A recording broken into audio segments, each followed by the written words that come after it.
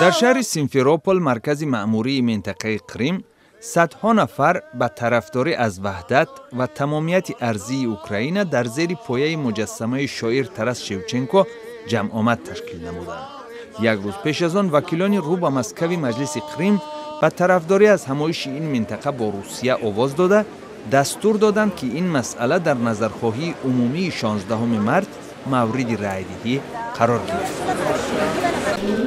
خبر دیگر از اوکراین این است که دو فعال فرانسوی گروه حامی حقوق زنان با نام فمن از کریم به کیف برگشتند. آنها میگویند 6 مارس در سیمفروپول بعد اشتراک آنها در گردهمایی بر ضد تجاوز روسیه به خاک اوکراین، مردان رو به مسکو آنها را مورد حمله قرار دادند. در شهر سنت پترزبورگ روسیه مراسم دفن سابق محبوس سیاسی و حامی حقوق بشر بوریس پوستینتسف برگزار گشت.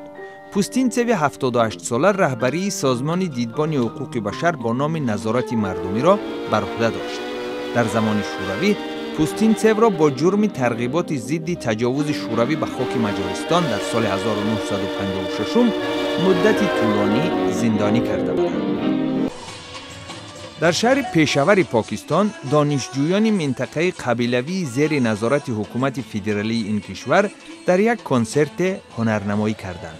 همین طریق دانشجویان تهدیدهای طالبان افراطگرا را نادیده گرفته در این چاره‌بینی ترانه‌خوانی و رقص کردند. هدف اساسی تشکیل کنندگان این کنسرت هم تشویق جوانان به فعالیت‌های فرهنگی بوده است.